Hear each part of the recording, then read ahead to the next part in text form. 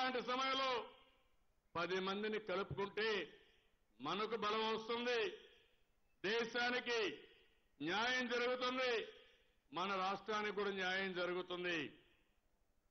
మనం ఇది చేస్తే నిన్న మొన్న ప్రధానమంత్రి మనపైన పడుతున్నాడు, ఇవేమీ జరగవంటున్నాడు. మొన్నే చూశారు తెలంగాణ ఎన్నికల్లో ఓడిపోయామని. తెలంగాణ ఎన్నికల్లో మీరేం గెలిచారు అడుగుతున్నా. 3 సార్లు ప్రధానమంత్రి వచ్చాడు, 7 సార్లు అమిత్ షా వచ్చాడు, 15 మంది మంత్రులు వచ్చారు, 3 ముఖ్యమంత్రులు వచ్చారు. గెలిచింది ఒకే ఒక సీటు తమ్ముళ్ళు. ఆ విషయం మీరు గుర్తుపెట్టుకోవాలి. ఇంకో పక్క ఏదైతే 3 రాష్ట్రాల్లో మీరు ఓడిపోయే పరిస్థితి వచ్చింది, దాన్ని కూడా సమర్థించుకుంటున్నాడు ప్రధానమంత్రి గారు.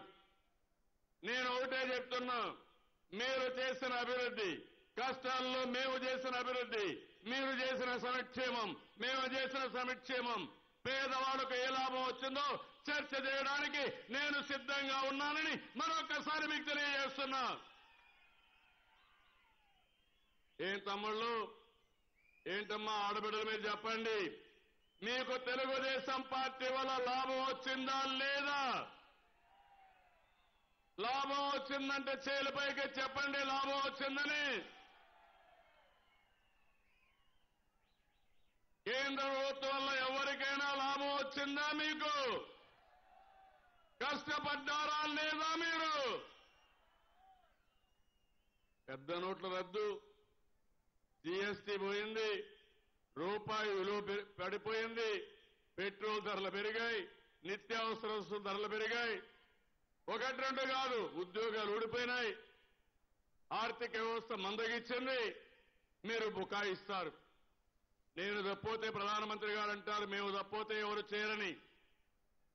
ఈ బీజేపీ పార్టీ ఎవరు చేస్తున్నారు? తెలంగాణలో కేసీఆర్ను పెట్టుకున్నారు. ఆయన దేశమంతా తిరిగి అందరినీ కన్ఫ్యూజ్ చేయాలనుకుంటున్నాడు.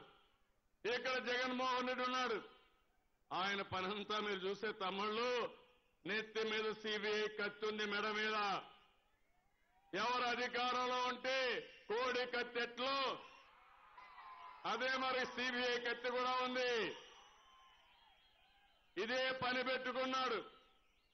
ముందు వాళ్ళకు భయపడాలి అంటే మీరు ఓట్లేయాలి, మీరు ఆయన్ని గెలిపించాలి. హోల్సేల్ గా తీసుకుపోయి నరేంద్ర మోడీకి అమ్మాలి, లేకుంటే బీజేపీకి అమ్మాలి, కేసీఆర్కి అమ్మాలి. ఇది ఎక్కడ న్యాయం అని అడుగుతున్నా. ఇంకో పక్క కేసీఆర్ కూడా భయం ఉంది. అంత ఆదాయం ఇచ్చిన రాష్ట్రాన్ని అభివృద్ధి చేయలేకపోయారు. మనం నెంబర్ 1 లో ఉన్నాం. భవిష్యత్తులో కూడా మీ అందరి సమిష్టి కృషితో నేను సవాలు విసిరి చెప్తున్నా, 2029కి భారతదేశంలో నెంబర్ 1 రాష్ట్రం ఆంధ్రప్రదేశ్. సిద్ధంగా ఉన్నారా లేదా మీరు అడుగుతున్నా. ఏం తమ్ముళ్ళు మీరేంటి, ఏమమ్మా మీరేంటి? పట్టుదల, కసి, ఇది కక్షగా మార్చుకోవాలి. రాబోయే తరాలు మనల్ని గుర్తుపెట్టుకోవాలి. దానికోసం నేను అడుగుతున్నా, నేను కష్టపడతా. మీకందరికి కూడా